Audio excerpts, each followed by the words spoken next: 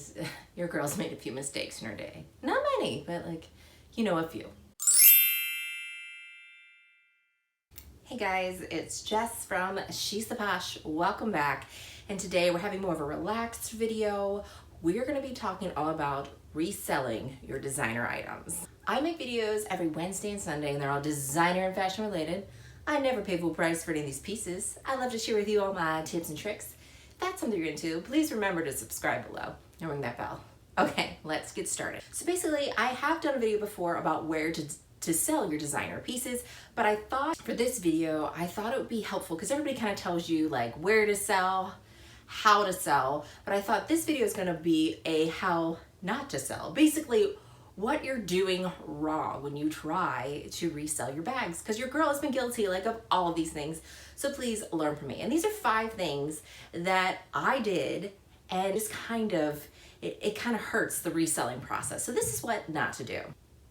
This is what I did when I was first reselling my luxury items, is I focused on the original price.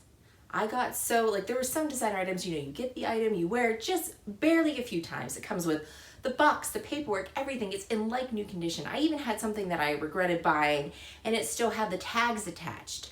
And I assumed, like you think that, well, the price was this, it's in like new condition, it comes with everything, so I should be able to resell it at this price. And that's completely wrong, because you're not thinking is that retail price comes with other perks. Like when someone buys something retail in the store, you're getting that experience. When I resell my bag, they're not getting that experience. Yes, I can give them receipts. Yes, I can give them boxes, but I'm not giving them the shopping experience, which is kind of added on to those retail prices. So I kind of focused on what I paid for it, and I would place items too high, or I would not accept offers that were reasonable because I was focused on the price that I originally paid. And that kind of goes into the aspect of having like unrealistic expectations. Like I thought, they're designer items. They're sought after. They should sell really quickly. And I noticed like, some items you try to sell on Fashionfile, they don't accept it. So then I was like, okay, I'll try other platforms. So I like to sell on Poshmark. So I sold, something on Poshmark. I was like, this is a great designer item. It's a very fair price. And, it was something that I had not spent that much money on, and I really thought it would sell rather quickly because I got such a great deal, and I got it lower than what other reselling sites were selling for.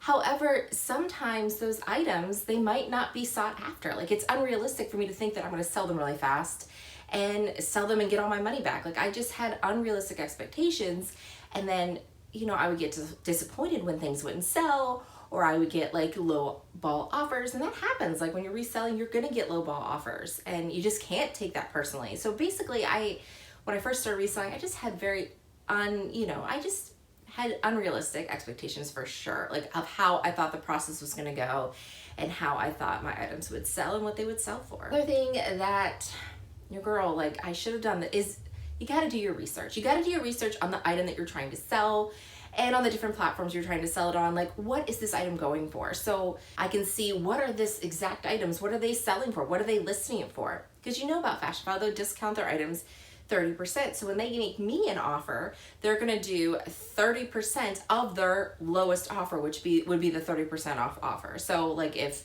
something is listed for $1,000, 30% off of that is going to be $300. So that is $700. I know I'm doing math, but then I would get 30% off, like I would get offered 30% less than that $700 piece. So it's like you kind of have an idea of what you'll get from Fashionfile. Like do that research. Then I would look on Poshmark and other platforms. What are these items selling for? So you could actually search by the item in your condition. You might have something new with tag. So I'm like, okay, this is a new with tag item. Like it's a belt, new with tag, Burberry belt. Click on that. What is that going for? And you could see what similar items have sold for. So you have an idea of what your item's going to sell for. So then you can list it a little bit higher. So hopefully you'll get the offer that you want. Because sometimes if we list them too high, people aren't going to take you seriously. And if you list it right at the price that you want, people are going to offer you lower than that. So you kind of want to get your research on the platforms of where you're selling on and what those items are going on that. And that leads into my next thing is you're not choosing the right platform and you're only doing one platform. And for me, when I'm reselling, I like to do at least two. So what I do is if it's an item that sells on Fashion File, I take pictures of my item. I take really good pictures as if I'm selling them because I'm going to post them on another platform. So I take pictures of like reselling them. I'm very descriptive and I take pictures of the items that it comes with, the dust bag, the care cards. I explain everything to Fashion File. I take really good pictures so it's very visible how good it is, make sure the lighting's good, and then I send that to Fashion File for a quote. At the same time, I will take that item, I've done my research on what it's going for on Poshmark, and then I will list it on Poshmark. I like selling on Poshmark. I've sold several luxury pieces, and especially if they're over 500, Poshmark will authenticate it for the buyer. So you don't have to deal with that. Is this authenticated? Do you have this receipt?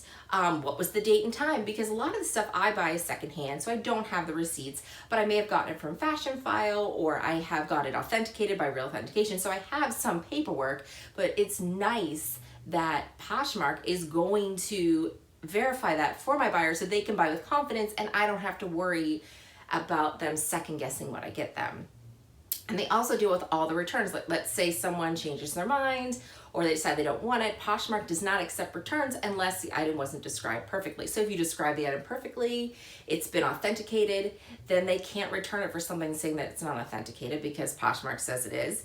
And then they can't return it for something silly because Poshmark's already seen that item. They know the condition it was given in. So you have some protection there as well.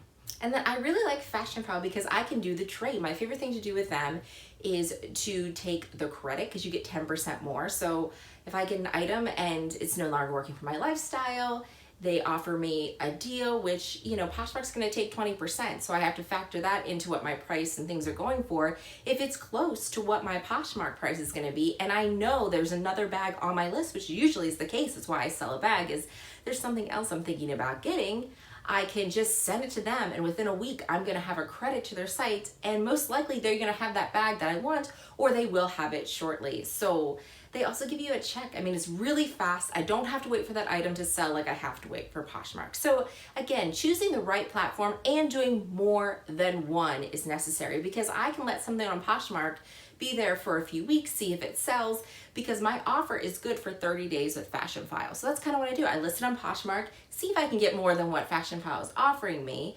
But if I can't, then after a few weeks, 2 to 3 weeks, I'll go ahead and I will sell that item to Fashion File. So yeah, you gotta have the right platform and more than one. And lastly, this is the mistake I would make when I was listing prices and getting insulted by lowball offers or, you know, focusing on the price. All this kind of went down to, I would forget, you know, why am I selling this item? You know, what is my goal? Like, why am I selling this? And most of the time, like you lose that focus. And if you focus on, okay, I'm selling this to fund something else. So maybe that's your goal. I really want this Chanel bag. So I'm going to sell 3 of these bags and that bag will basically be free because this is a goal. This is something I want and I'm not using it. Most of the time, the bags, I'm just not using anymore. They don't go with my lifestyle. They're too small. They're not in the style right now. I'm not reaching for them. Or they're now, a lot of the times I'll buy a vintage bag and I know that it's worth more money than what I bought it for. And I'm like, I need to sell it now. You just have to think about why you're selling that bag to begin with. So then if you get a price and maybe it's a little bit lower than you wanted, but it's still an offer, it's real money, it's cash in hand, and you need to remember why you're selling it so then you can get rid of it, because I feel like sometimes we just kind of hold on to what we think something is worth, our unrealistic expectations, all that stuff, and you really need to focus on why you're getting rid of it so then you can let that item go and you can bring more goodies into your life. Okay guys, I hope this helped you because these are all mistakes that I have made, and I also have a video all about platforms that I like to use. I go into detail on how to sell on Fashion File, how to sell on Poshmark, and a couple other places that I use to sell clothing and things like that. So I'm gonna link that video down for you below, and I really appreciate if you give this a thumbs up or a thumbs down. You know, if you like it, if you don't like it, I just really need that feedback because I've been doing this about 9 months now, these videos, and I'm trying to decide if I want to continue on with YouTube. As you know, I mean, it's hard putting 2 videos out a week. I am a very small channel, so I'm not monetized. I don't have any money or income or anything coming in from it. And I kind of want to see if people are enjoying this, because if people aren't enjoying it, then maybe it's something I shouldn't continue and I should do something else. But if you are enjoying it, my videos, you find them helpful, please give me a thumbs up. That really helps me, or thumbs down also helps me. And please subscribe. So I would really appreciate that feedback. And as always, I want to thank you so much for watching, and I hope to see you again. Bye, guys.